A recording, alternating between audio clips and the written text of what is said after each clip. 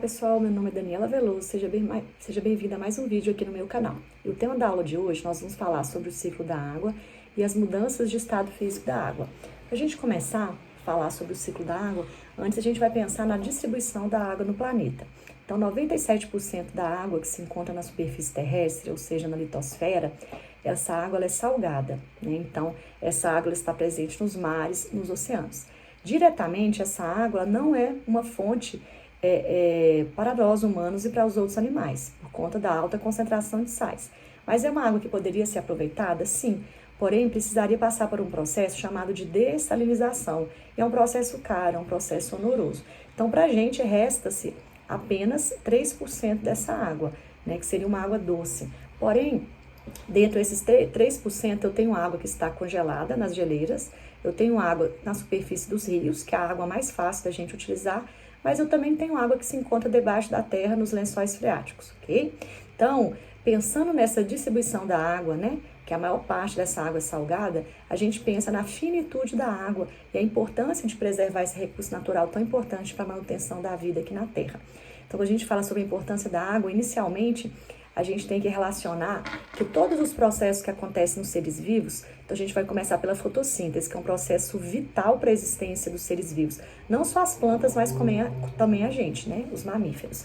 Porque a gente precisa diretamente da fotossíntese, tanto como fonte de alimento, também como devido ao oxigênio liberado pelos vegetais e pelas algas. Então as plantas, elas não conseguem fazer fotossíntese sem a água. Então a água é uma condição extremamente importante para que a gente, né, consiga sobreviver.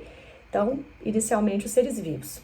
Depois, todas as reações que acontecem no nosso corpo, nos animais mamíferos, né, o funcionamento dos nossos órgãos, todos esses processos que acontecem precisam da água. Então, as reações químicas, os processos fisiológicos dependem, né, de um meio aquoso, de um meio hídrico, né? Então, mais uma importância. Para o desenvolvimento da agricultura, da pecuária, o desenvolvimento das plantações, precisa-se de água.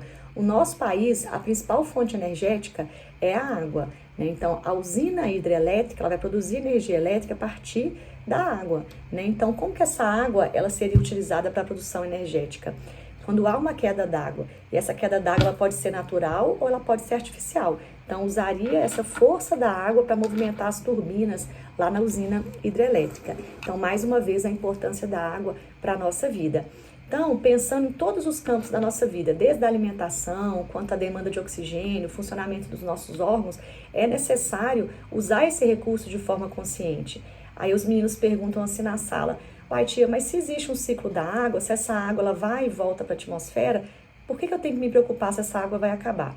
Porque, pessoal, nem toda a água que ela retorna para a atmosfera, ela vai para a atmosfera e retorna para a gente por meio da chuva, essa água, parte dela ela é perdida. Então, parte não consegue evaporar-se. Então, por isso que a gente fala que a água ela é um recurso finito, mesmo que ela tenha um ciclo de distribuição, a gente tem que pensar e utilizá-la de forma consciente.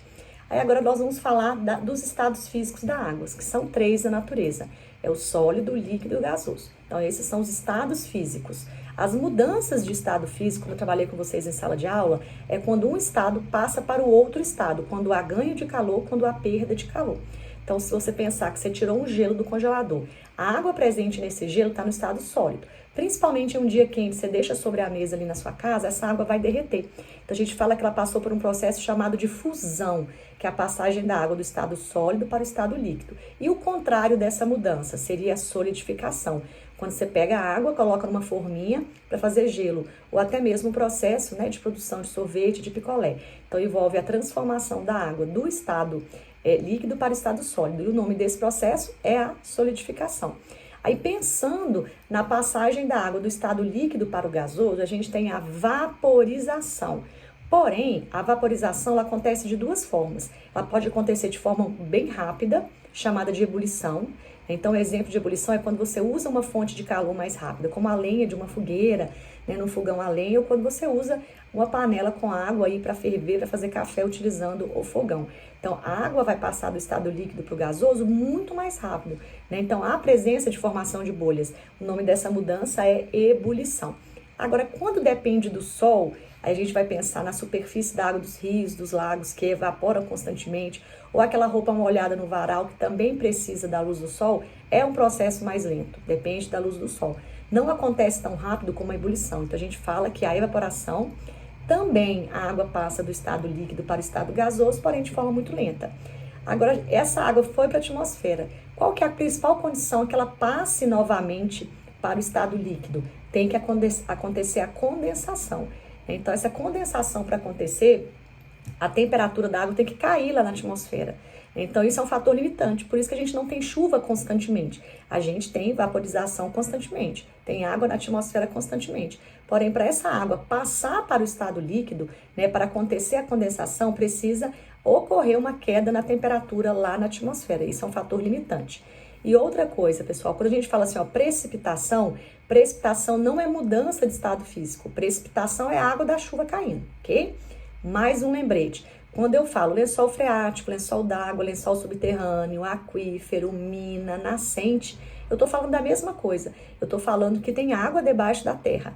A água que veio da chuva. Então, a água do lençol freático, gente, ela é uma água extremamente importante.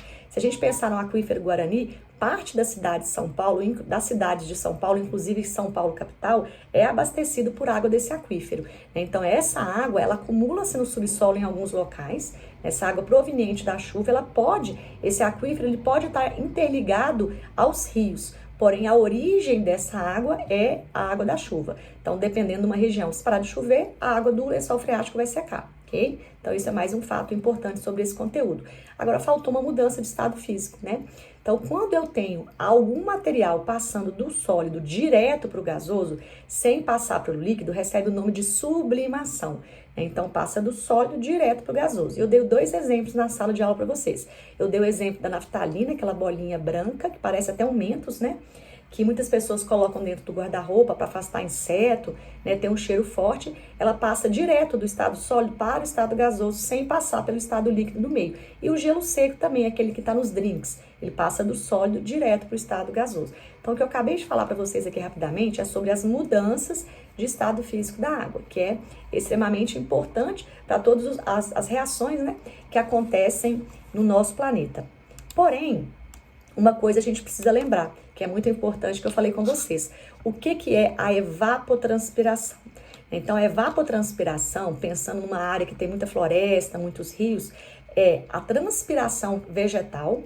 Então, as plantas, elas perdem pelas suas folhas água, como se fosse um suor. Então, essa água ela vai para a atmosfera. Então, no ambiente que eu tenho mais mata, no ambiente que eu tenho mais floresta, é um ambiente mais úmido, por causa da transpiração vegetal. E isso na Amazônia acontece constantemente. Além disso, pelo fato de ter muitos rios na Amazônia também, acontece a evaporação da água desses rios. Então, a umidade na Amazônia, gente, ela é extremamente importante para a manutenção do clima global, do clima no planeta, e principalmente aqui no Brasil. Então, essa umidade que sai da Amazônia, vindo da evaporação da água dos rios e vindo da transpiração vegetal, recebe o nome de rios voadores. Então, às vezes, a gente vê a previsão do tempo aqui no Sudeste e fala assim, olha, umidade vinda da Amazônia faz chover em Belo Horizonte. Então, essa água, ela veio pela atmosfera, transportada aí pelos ventos, porém, essa água, a origem dela é lá na Amazônia, né, do processo de evapotranspiração. Então, essa água circulante aí no nosso planeta recebe o nome de rios voadores, principalmente aqui na área da Amazônia. Então, pessoal, esse é o conteúdo, né, sobre o ciclo da água, a importância do ciclo da água para a manutenção da vida no nosso planeta e as mudanças de estado físico, que é conteúdo da nossa prova. Eu espero que vocês tenham compreendido bem esse assunto. Qualquer dúvida, volta lá no livro, lê a matéria lá do livro, lê os exercícios também que nós fizemos em sala. Beijo para vocês, fica com Deus e até a próxima. Tchau!